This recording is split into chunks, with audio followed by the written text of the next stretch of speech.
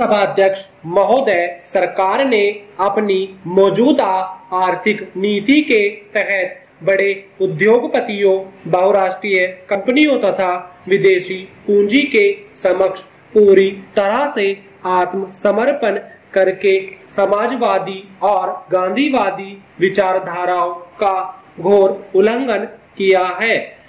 आश्चर्य की बात है कि 7वीं योजना के दस्तावेज में भी गरीबी, आर्थिक असमानता, क्षेत्रीय असंतुलन, गांवों का पिछड़ापन, बेरोजगारी, विदेशी मुद्रा का संकट तथा काले धन का प्रसार जैसी समस्याओं के समाधान का कोई ठोस उपाय नहीं सुझाया गया है।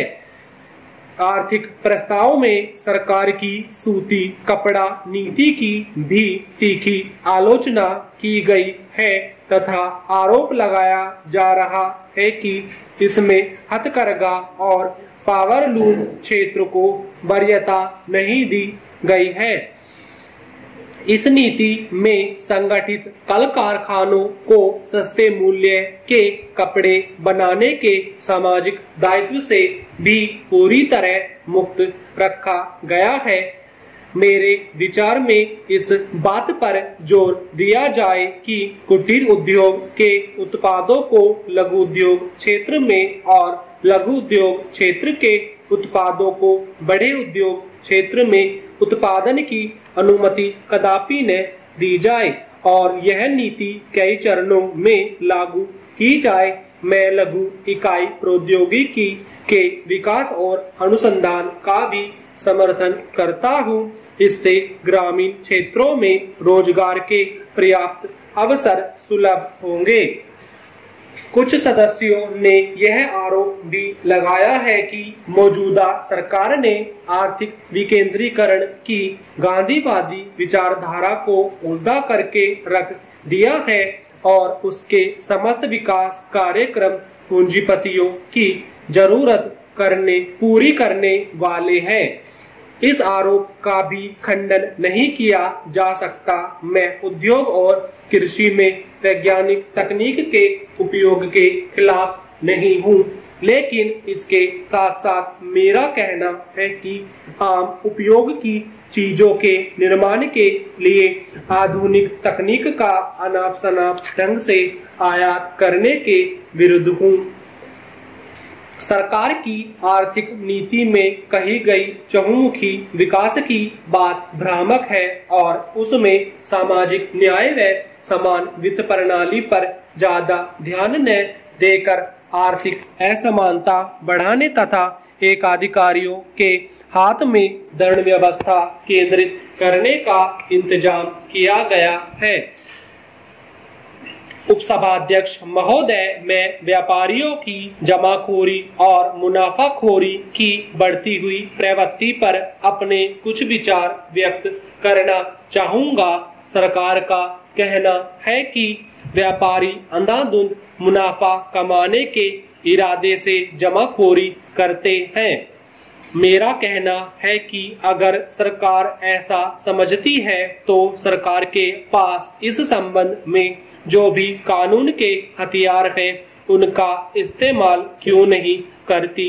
लेकिन क्या आप समझते हैं कि सरकार ऐसा करेगी और ऐसे कानून के हथियारों का व्यापारियों के प्रति प्रयोग करेगी जो जमाखोर हैं? मुझे इसमें शक ही है। आज के वातावरण में यह संभव नहीं है। आप जानते हैं कि चुनाव कौन जीतते हैं। ऐसे लोग चुनाव जीतकर आते हैं जो साधन संपन्न होते हैं या जिन पर बड़े बड़े पूंजीपतियों और व्यापारियों की कृपा दृष्टि होती है। कोई भी गरीब आदमी आसानी से चुनाव जीतकर नहीं आता। इसका क्या कारण है?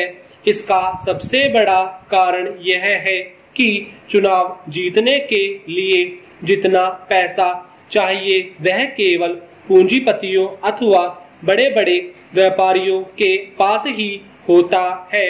जब ये लोग अपने प्रतिनिधि के लिए पैसा लगाते हैं तब उनकी यही उपेक्षा रहती है कि जितना पैसा खर्च किया है उससे कई गुना अधिक वे मुनाफे के रूप में वसूल कर ले, और ऐसा ही हो रहा है। प्रत्येक चुनाव में कुचक्र चलता रहता है। वस्तुतः दोष मतदाता का ही है।